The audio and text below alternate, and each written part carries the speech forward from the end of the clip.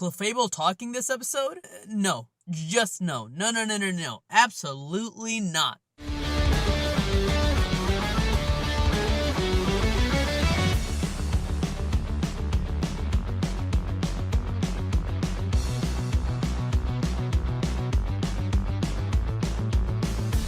Yes, ladies and gentlemen, episode 126 of the Sun and Moon anime, titled Pikachu's Great Expedition, just dropped, and this is the perspective of his Pokemon from when Ash disappeared last episode and went to the past. How did his Pokemon react when Ash disappeared, and why were they so dirty when they came back at the end? Well, let's find out.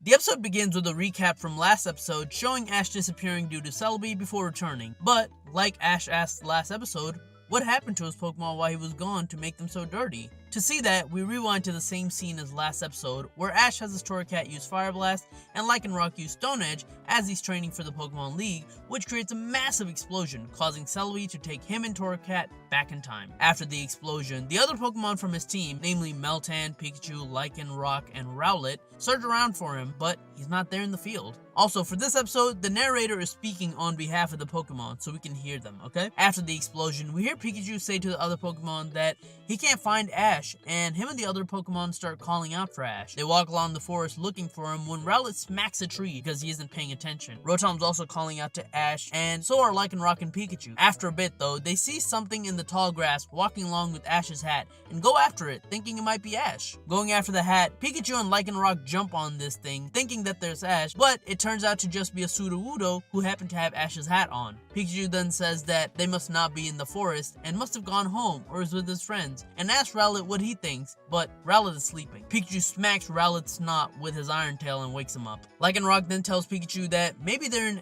that place, and Pikachu and Lycanroc decide to go, along with Rowlet, who follows them with Meltan on his feet. However, this means that Rotom has also lost sight of Pikachu, Lycanroc, and the others. Pikachu, Lycanroc, Rowlet, and Meltan head to that place, which turns out to be the Pokemon School looking for Ash. They can't find him there either, but after seeing Meltan mess around with Ash's hat and hit the board, it gives Pikachu the idea of going downstairs to the Ultra Guardians and trying to go get help that way. They go downstairs and say hello to Clefable, and the Clefable sees Ash's hat and pulls it up and sees that it's Meltan inside. And we see that the amount of Meltan right here have doubled from before. The Clefable even says that it doesn't know where they're coming from. Ash's Meltan invite the other Meltans to come inside of Ash's hat, and they all start going in, almost breaking his hat, before Clefable commands the Meltan to come out and then gives them food. Pikachu then tells Clefable that Ash is missing and they want to use the right Pokemon to find him, so after saying, "Oh, Roger," they head out with Garchomp, taking both Lycanroc and Pikachu, and Rowlet is flying with Meltan. Rowlet tells Garchomp that they want him to take them somewhere with a good vantage view, so Garchomp says that he knows just the spot and starts heading forward. Who's that Pokemon? It's Celebi! This place turns out to be Ula Ula Island on top of Mount Lanakila, where Pikachu and Rowlet are freezing before Garchomp leaves. Pikachu is looking around for Ash but can't find him, but he turns around to see Lycanroc and Meltan jumping around in the snow having fun, while Rowlet is freezing to death about to go into hibernation. He tries to slap Rowlet around to get him energized and get up, but nothing works until he zaps him with a Thunderbolt, which worked. They then go down the mountain. They're flying down the mountain, and the two Pokemon enjoying this ride are Meltan and Lycanroc. Pikachu and Rowlet are freaked out because how fast they're going. And it turns out Pikachu's fear is justified as they have to start avoiding rocks like the Matrix. However, the thing that throws them off is a Glalie coming out of nowhere, sending all of them to the ocean. Down in the ocean, they're all swimming except Meltan, which Rowlet says is missing. Lycanroc and Pikachu decide to search for Meltan under the water, while Rowlet searches for it in the air. Just then, he sees a massive Wailord come up from under the water and spray a water from his blowhole where Meltan comes out from. He then struggles for a bit more before spraying out both Pikachu and Lycanroc from his blowhole as well, and they all get sent blasting off like Team Rocket. They land back in Melee Island, and Pikachu wakes up on the beach.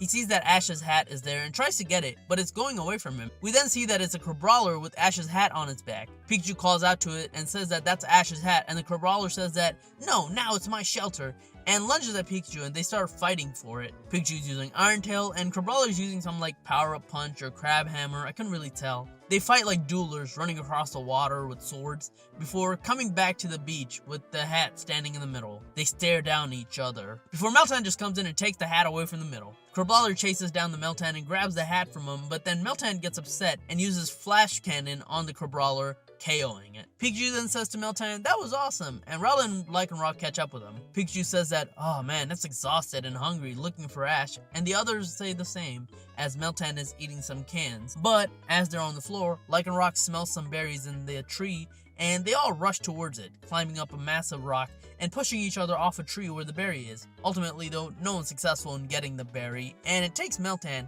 who got thunderbolted by Pikachu, to use Flash Cannon on everyone to get one piece of the berry to fall to the ground, while also making all the Pokemon's face covered in soot. Just then though, we hear Ash coming back to his time, and so do his Pokemon, who see him and run towards him. They reuse the footage from last episode where the Pokemon jump on him and he asks them why they're so dirty, but he can't understand them.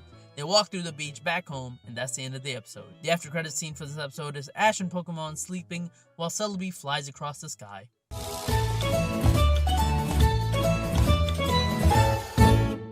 I don't know how to review this episode, really. Like many, one of the earliest Pokemon episodes I ever saw was the Shipwreck episode, followed by the Island of Large Pokemon episode, where the Pokemon also speak there. The difference there is that on that episode, they had subtitles for Pokemon talking, and this one has a narrator talking, and I don't know how to feel about it.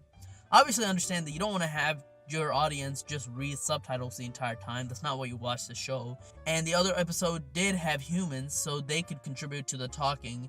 But I also did feel that when they were writing it, they wrote all the Pokemon very distinctly. Like Koffing having the Yoda type of speak of, "Pokemon not bad, master bad," while Pikachu had a relatively normal speech.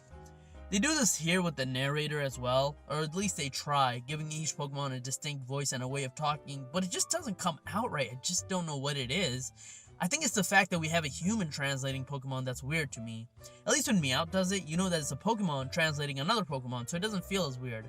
But again, that's just me. I think if I watched this episode maybe a couple more times, I would get used to it. But right now, I just can't get used to it. So beside that big thing, I really liked the episode for the most part. It was fun and not that serious. It's a filler episode to what they call it. My one gripe with it is that if you're going to end with the Pokemon being dirty, instead of it happening in the last 30 seconds before Ash returns, why not have the dirt accumulate over time over our hero's adventure? Then we could see a progression that leads to them being so dirty while not throwing away the rest of the thing that happened in the episode. I am glad that this episode is showing the number of Meltans multiplying because I have a feeling that this is going to come into play either during the league or the arc right after. At least this gives us some sort of confirmation that more likely than not, Ash's Meltan is definitely evolving. Nothing else much to say here except for that Garchomp is a jerk.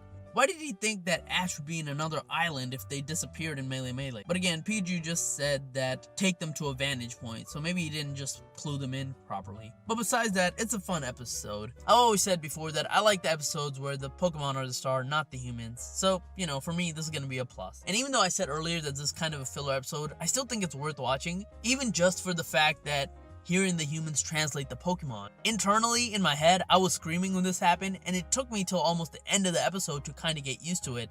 So I think you should check out this episode just to see how your reaction to this is.